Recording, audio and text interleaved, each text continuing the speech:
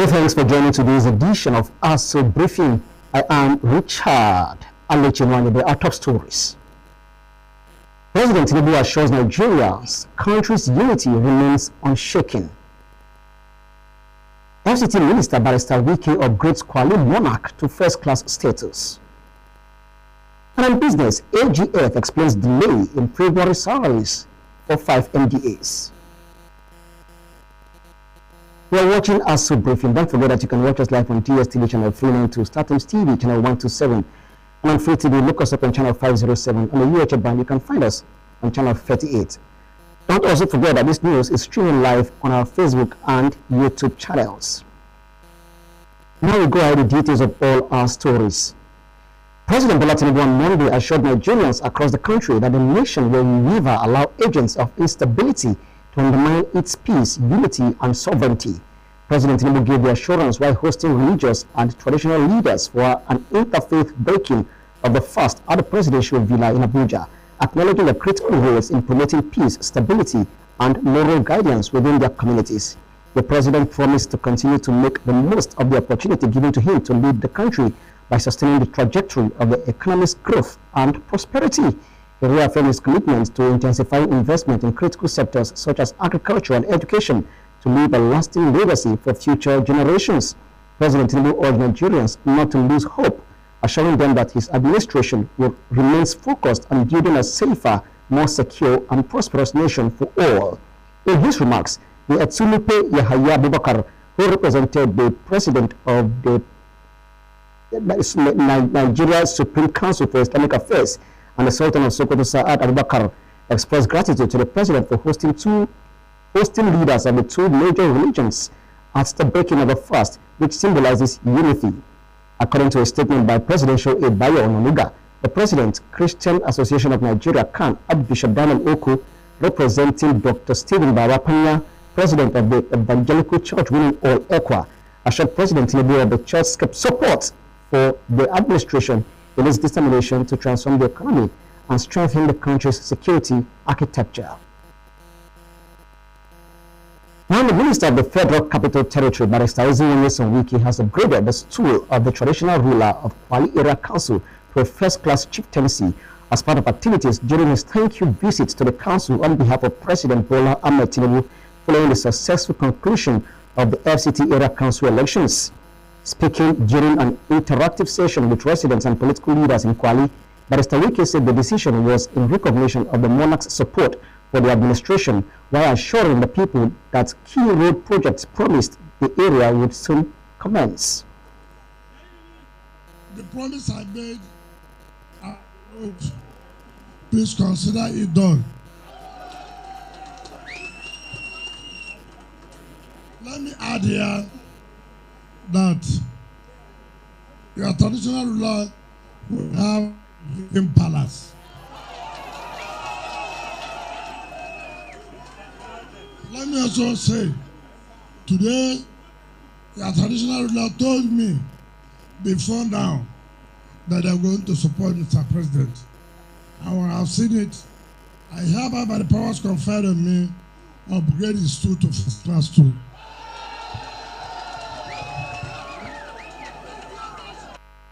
The minister also pledged the construction of a modern palace for the monarch to reflect his new status, while commending residents for their support during the recent council elections. In their remarks, the outgoing chairman and the chairman-elect of the council thanked the FCT administration for the development initiatives and pledged continued support for the government's programs in the area. I'm happy to tell you today that since the creation of Kwali has never produced a chairman back-to-back. I am the first that God has used. I came back to back. In the history of Kwali, there is no time that chairman has been able to produce 10 councillors. But with this election, with your intervention today, sir, we have 10 over 10. And I want to tell you, sir, the last election of Mr. President, Kwali Area Council was the only area council that delivered Mr. President from the world level to the national level. That alone, I will say it anywhere, the record is very clear. We can challenge any other area council. That Kwali was the only area council that in FCT that deliver Mr. President from the world level to the national level, sir.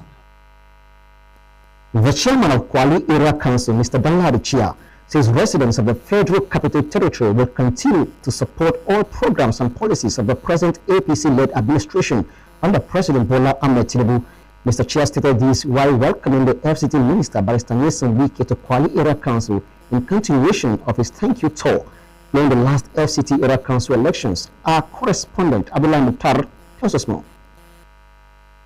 The FCT Minister, Barrister Nelson Wike, had earlier visited Buari, Abuja Municipal Area Council and Kuje Area Council as part of his thank you tour to appreciate residents for their massive support for the ruling All Progressive Congress APC during the recent FCT Area Council elections before arriving in Kwali. Welcoming the minister, the chairman of Kwali Area Council and FCT chapter chairman of the Association of Local Government of Nigeria, Algon, Mr. Danladi Chia, said the people of Kwali remain grateful for the numerous projects executed in the area. He also appealed to the minister to consider completing some of the projects earlier promised to the council. A contractor handling Ija Tampe Road has left the site and is giving us a huge concern from Ija here to Tampe. A contractor left the site, and that same contractor from Peitayo Road, the man have left the site. And these are areas that we have good food, we have a lot of farmers. In his remarks, the Aso Kwali Luka Ayedo Nizasan III said the FCT has witnessed significant development since the appointment of the minister. The traditional ruler commended Barrister Wike for ensuring a free, fair and credible election during the last FCT Area Council polls. Thank you for making it easy for the people of Kwali Area Council to decide their leaders. If you have not impacted Kwali Area Council, I'm sure people who emerged today will not have it easy to roll on your back to become elected into offices today. So we say thank you. Also speaking, the chairman-elect of Kwali Area Council, Mr. Nuhu Daniel Kwali, said residents would have wished for the minister to remain in office indefinitely if it were possible. He attributed his victory in the last election to the numerous projects executed in the FCT under the renewed hope agenda of President Bola Ahmed Tinubu.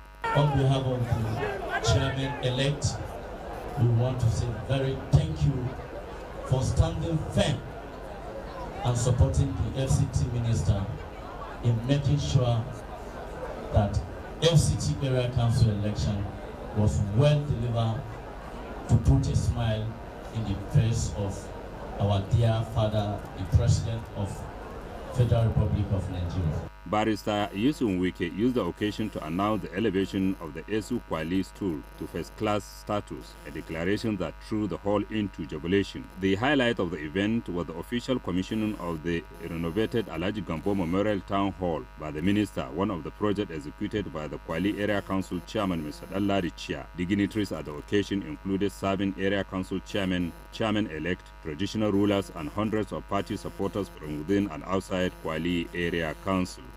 Abdullahi Mukhtar, Aso Television News.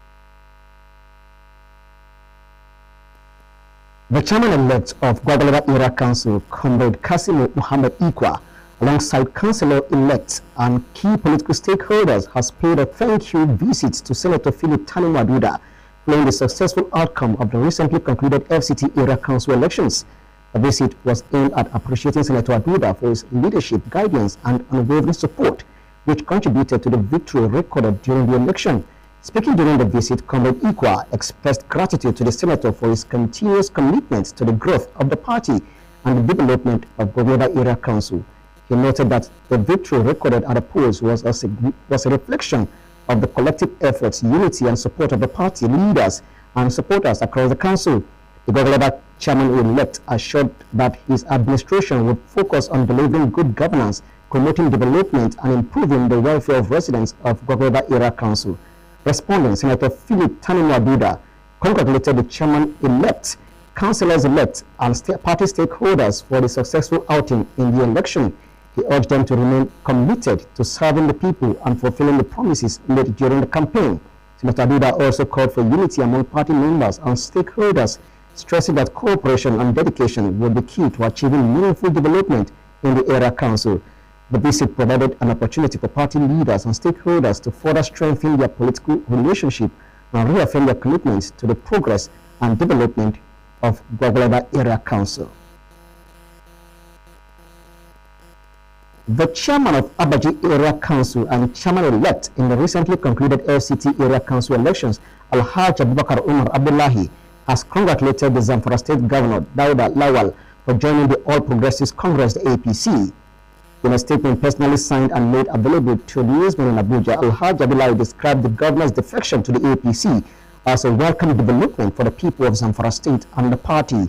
He noted that the decision by Governor Lawal to align with the Progressives family would strengthen the party and further promote unity and development within the state. According to the Abaji chairman, the move is expected to attract more dividends of democracy to the people of Zamfara State through improved governance and enhanced developmental initiatives. Alhaji Abubakar Abdullahi also expressed optimism that the governor's decision would further consolidate the APC's political strength and foster greater cooperation among the leaders for the benefit of the people.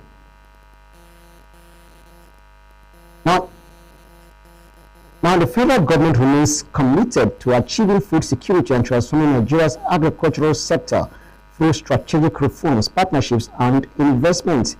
Minister of Agriculture and Food Security, Senator Abubakar Kyari, stated this during the 2026 Ministerial Stakeholders Engagement Retreat on Agriculture and Food Systems Transformation in Abuja, explaining that the idea is to boost production, thereby stabilizing food prices. He said the government is focused on ensuring that essential food commodities remain available, accessible, and affordable to citizens. The minister was in company of his counterpart in the Ministry of Information and National Orientation, Mohammed Idris, as well as Minister of State for Agriculture, Senator Sabi Abdullahi. In the last 2 years, the federal government has boosted agricultural productivity and food security through various initiatives. Key achievements include the distribution of over 1.9 million bags of fertilizer to nearly 1 million farmers, promoting sustainable soil management with 12,000 liters of organic fertilizers, and strengthening regulatory frameworks.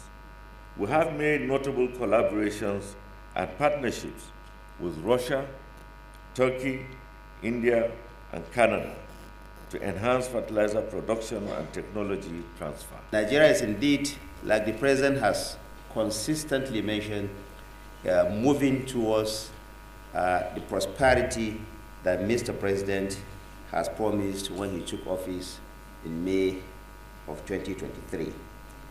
In the area of human capital development, this administration has taken deliberate steps to protect the most vulnerable and empower the most promising. As Mr. President has wished, because he said Nigeria should have food sovereignty, which means we are producing what we eat and we are eating what we produce. And I think you agree with us that substantially the bulk of the food we are consuming in this country are produced in Nigeria. The areas where we are importing are not that much.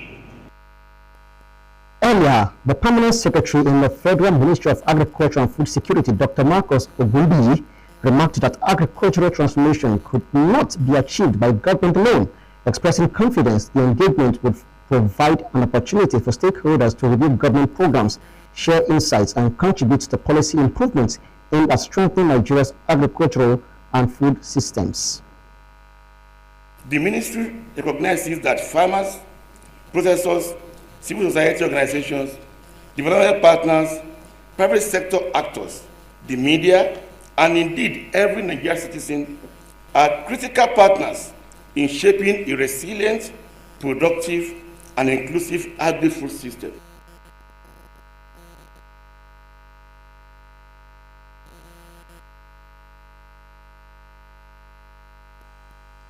Stakeholders at the session include Farmers Association, agribusiness operators, civil society organizations, development partners, and media representatives, as well as government agencies who reviewed ongoing reforms and discussed new strategies to strengthen the sector. Now, when Aso Briefing returns, we have more stories on business and others. Don't go away, we'll be right back. This is a people's game. They will be bubbling about this one for weeks and months to come.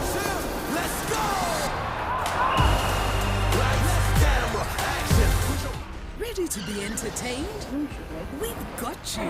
GoTV's got more shows just for you. That's right. More movies? Yes, jackpot. More kids shows? Of course. And more football than anywhere else. No doubt about it. Yes, we've got more. And we've got you. Pay for your current GoTV package and we'll upgrade you to the next highest package. Get more with GoTV. At home or on the go with GoTV Stream. GoTV. Love it. You are watching Aso Briefing. Don't forget that you can watch us live on DSTV channel 392, StarTimes TV channel 127, and on Free TV. Look us up on channel 507. On the UH band, you can find us on channel 38. This news is also streaming live on our Facebook and YouTube channels. And the Minister of Aviation and Aerospace Development, Festus Keyamo, has directed a 2-month suspension of the enforcement and collection of helicopter landing fees imposed on oil and gas operators. The decision followed a meeting in Abuja with the Minister of State for Petroleum Resources, Heineken Lekpobiri, and key stakeholders from the oil and gas industry. Industry representatives had raised concerns that the fees prescribed by the Nigerian Airspace Management Agency would disrupt critical offshore operations involving oil platforms, rigs, and heliports. Following deliberations, the aviation minister ordered the temporary suspension and announced the formation of an interministerial committee comprising officials from the aviation and petroleum sectors to review the issue and recommend an acceptable framework. Both ministries reaffirmed their commitments to collaboration in ensuring policies that support operational efficiency in Nigeria's aviation and petroleum industries. Now, the Inspector General of Police, IGP Olatunde Disu, has charged the newly promoted Deputy Inspectors General of Police, DIGs, to bring to bear their vast experience in strengthening intelligence-led policing, deepening interagency cooperation, enhancing operational coordination across commands, and reinforcing accountability within the ranks. IGP Disu gave the charge while decorating the newly promoted 8 DIGs at the force headquarters on Monday. Our correspondent now completes the report.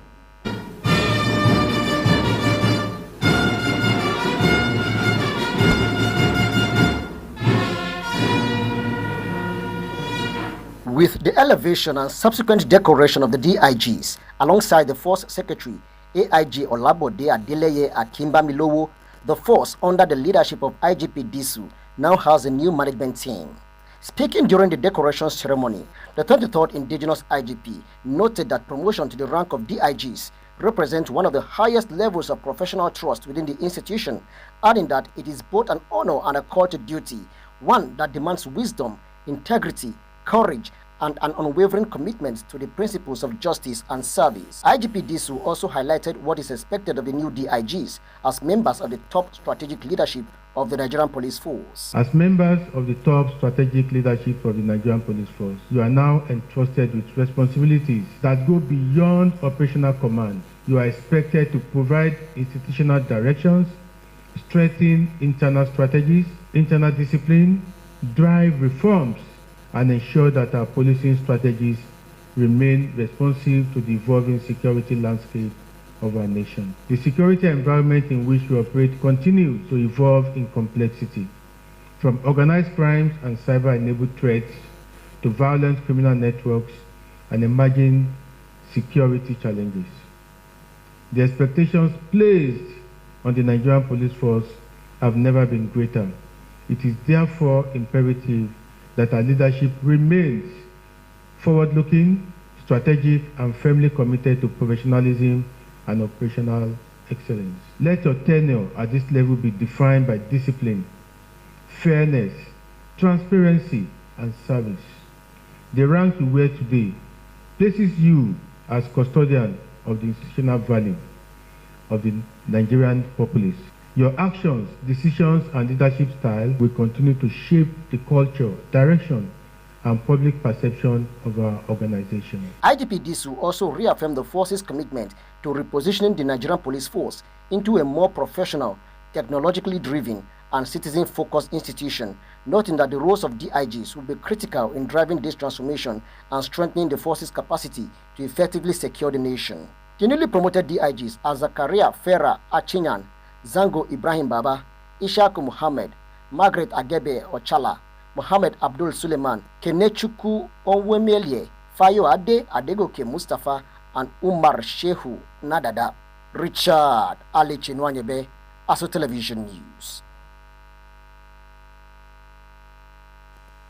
As Nigeria joins the rest of the world to mark International Women's Day, humanitarian and maritime expert Dr. Caleb Danladi has highlighted the critical role women play in national development. Speaking with journalists in Abuja, he noted that women drive progress in families, communities, and key sectors of the economy. He stressed the need for stronger policies and support systems that will empower more women to reach their full potential across the country. Dr. Caleb also called for stronger policies and deliberate investment in women's education, economic empowerment, and leadership opportunities to address the challenges they face in society. According to him, governments, private institutions, and communities must work together to create safer environments and equal opportunities for women to thrive.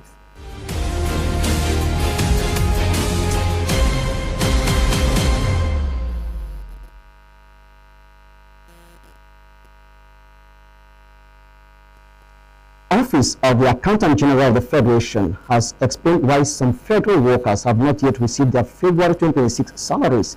In a statement signed by the Director of Press and Public Relations to the office, Mr. Bawa Mokwa, showed that the delay affected the Federal Ministry of State Development and 4 other government agencies. According to the office, the problem started because there was not enough money in the specific accounts set aside to pay the staff of these particular organizations.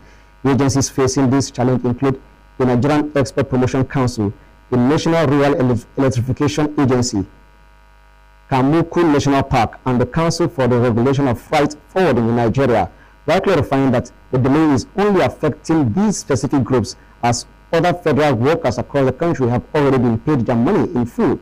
The office mentioned that while the government has sent the salaries to the banks, some staff cannot reach their money because of a bank rule. The office further disclosed that it is working hard to making sure these issues are sorted out as quickly as possible so that everyone can get their pay. And that story brings us to the end of Aso Briefing for today. Many thanks for watching. I am Richard Ali Chinwanyebe.